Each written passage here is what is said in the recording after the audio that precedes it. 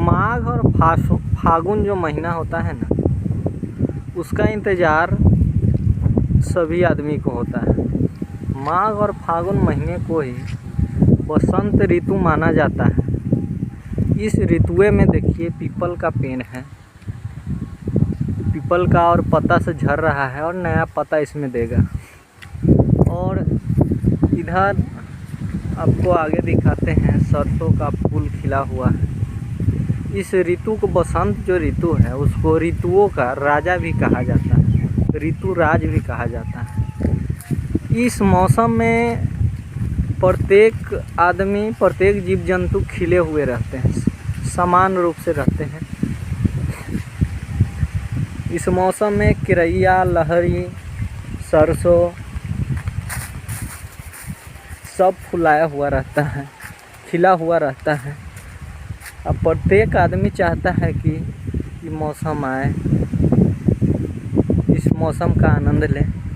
हम गांव में आए हुए हैं चौर की तरफ, चौर में हैं। इस ऋतु का जो है हम आपको सामने दिखा रहे हैं। देखिए सरसों का फूल कितना खिला हुआ है, गेहूँ भी है हरा भरा, पूरा चौर हरा भरा दिखने में लग रहा है। और सुहावनी हवाएं बह रही हैं, सुहावनी हवाएं बह रही हैं। यही बसंत ऋतु है, इसमें धीरे धीरे ठंडा कम हो जाता है और इस ऋतु के बाद ग्रीष्म ऋतु आ जाता है, जिसमें धीरे धीरे तापमान बढ़ने लगता है। आप लोग ध्यान से देखिएगा थोड़ा, हम आपको खेसारी का फूल दिखा रहे हैं। देखिए कितना सुहावना यह फूल है। खेसारी का ये वाला फूल जो है ना, ये वाला, ये खेसारी का फूल है हरा। देखिए मयूर के पंख की तरह है, प्रकृति का ही बनाया हुआ है। कितना सुंदर लग रहा है देखने में। ये सरसों है, सरसों देखिए। मसूरी का फूल आपको हम दिखा देते हैं। मसूरी का फूल, किरैया का पहले देख लीजिए। ये किरैया का फूल है, किरैया फुलाया हुआ है। इस मौसम में ना जितना भी जीव जंतु हैं सब खिला हुआ रहता है, टोटल खिल जाता है इस मौसम। ऐसा मौसम, इसीलिए इस मौसम को मौसमों का राजा माना गया है। ऋतु राज इसको हम लोग कहते हैं, बसंत ऋतु। इस पर बसंत ऋतु पर कई गाना भी निकला हुआ है। बसंती चमन में चहक जाला के हो, यानी ये गाना का बोल है बसंती चमन में चहक जाला के हो। इस गाना के बोल से ही पूरा बात एकदम, गाना के ये बोल एकदम सही दिया हुआ है। यानी जो यह मौसम है ना, इसमें सब चहक जाता है, सब खिला हुआ रहता है। जीव जंतु, आदमी, जानवर से लेकर पेड़ पौधा सब खिल जाता है। देखिए सरसों का फूल है, ये सरसों का फूल कितना प्यारा है। हवा कितना सुहावना हवा बह रहा है और झूल रहा है यह फूल से। देखने में ऐसा दृश्य समझिए यह स्वर्ग से तो कम नहीं है, स्वर्ग से यह कम नहीं है।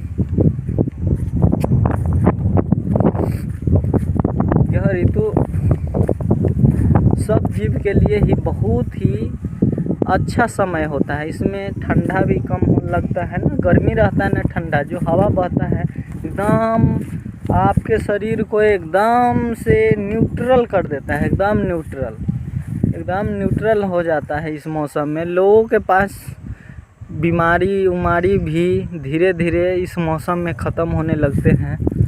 इस मौसम में जो हवाएं होती है, उस हवा में बहुत काफ़ी शक्ति होता है। हम चौर की ओर आए हैं ना घूमने, चलिए और अंदर हम दिखा देते हैं चौर का दृश्य आप लोगों को।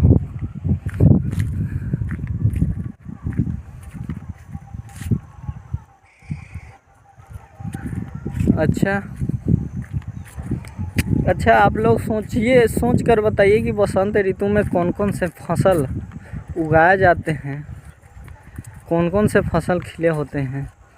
यही बसंत ऋतु है। इसी बसंत पंचमी को बड़ी धूमधाम से विद्यार्थी सब सरस्वती पूजा भी मनाते हैं और बसंत पंचमी के दिन भोला बाबा पर जल भी चढ़ाते हैं लोग। सरस्वती पूजा मनाने में तो बच्चा सबको बहुत ही आनंद मिलता है। पहले लोग बच्चे सब से चंदा तसला करते हैं, उसके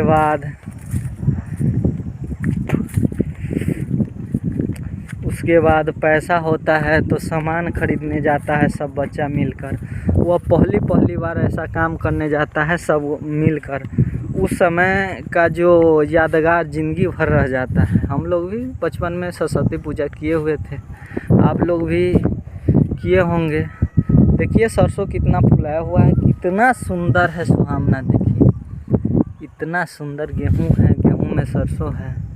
इधर सूरज है, सूर्य भगवान इधर है। देखिए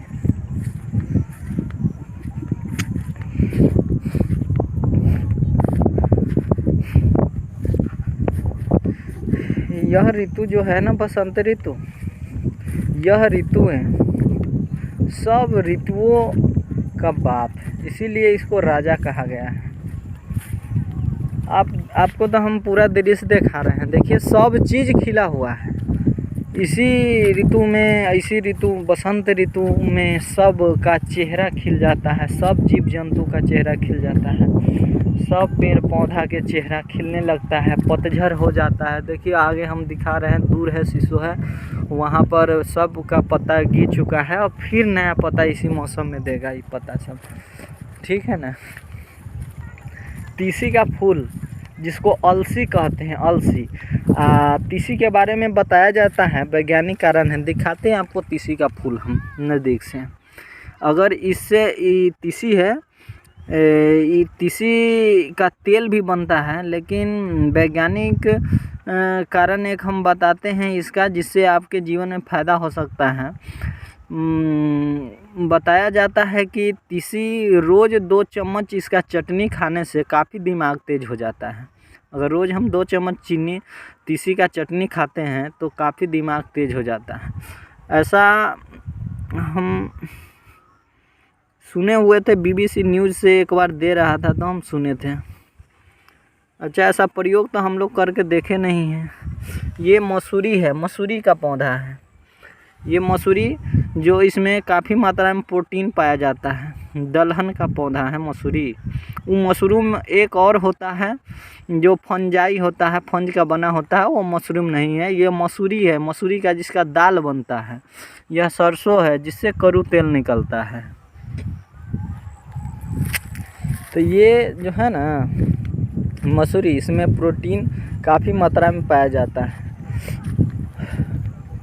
अब दाल भी महंगा हो चुका है, तेल भी महंगा हो चुका है।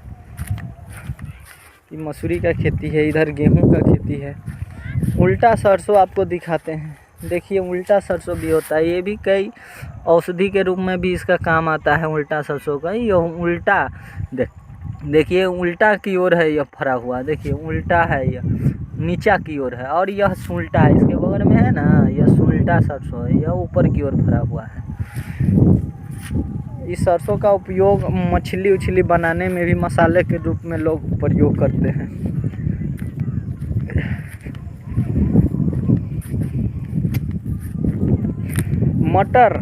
मटर जिसका मटर का फूल हम आपको दिखा रहे हैं। देखिए ये कैसा मटर का झाड़, ये देखिए यह फूल के कितना सुंदर फूल है।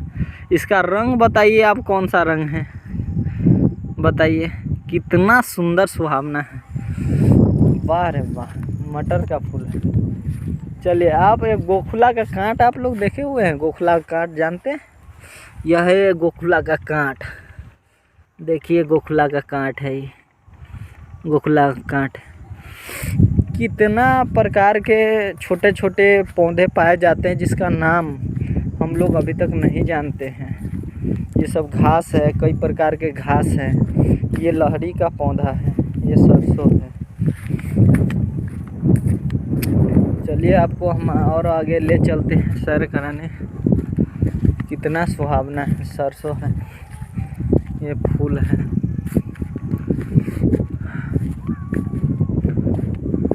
टमाटर, सरसों का फूल, गोखला का कांट, गोखला का कांट। ऐसा कांट वाला जो पौधा होता है ना, कांट वाला जितना भी पौधा होता है, अधिकतर कांट वाला पौधा रेगिस्तानी क्षेत्र में राजस्थान तरफ पाया जाता है। वहाँ पर पानी की कमी होती है, जिसके कारण वहाँ का पौधा कटीला होता है। उसी तरह से हम अगर जम्मू कश्मीर की ओर चले जाते हैं तो वहाँ पर शंकुधारी पेड़ पौधा मिलते हैं। वहाँ पर ठंडा काफ़ी होता है, इसलिए वहाँ पर शंकुधारी पेड़ पौधा मिलता है। आपको हम और आगे ले चलते हैं।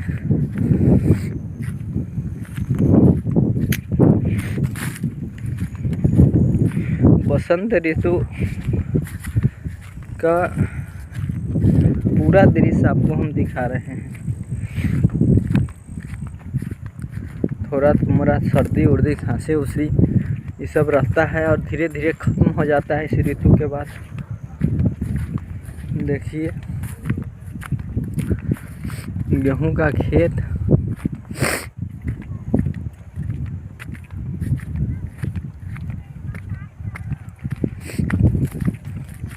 ये सरसों का खेत है। ये किस चीज़ का खेत है? सरसों का खेत है। कितना मस्त है, हैं? देखिए, आप लोग बताइए तो कमेंट करके, सरसों का उपयोग कब किया जाता है? इसी फसल को हम लोग रबी का फसल कहते हैं। रबी का जितना भी हम दिखाए ना, मसूरी दिखाए हैं, तीसी दिखाए हैं, सरसों दिखाए हैं, राई होगा, क्या कहते हैं, गेहूँ होगा, ये सब रबी फसलें हैं। परीक्षा में बार बार पूछा जाता है कि निम्नलिखित में से कौन सा रबी फसलें हैं। लहरी हो गया, ये सब हम बताइए दिए हैं आप लोगों को।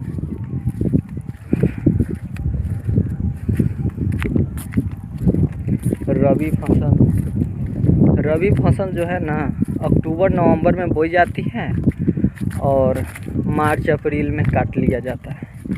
ये फसल अक्टूबर नवंबर में बोया गया है और अभी चल रहा है जनवरी में। अभी देखिए कितना बड़ा हो चुका है। जनवरी से अब फरवरी आ चुका है। आज 3 फरवरी है। ये सब मार्च तक तैयार हो जाएगा, मार्च तक अप्रैल तक कटा जाएगा। यही फसल है।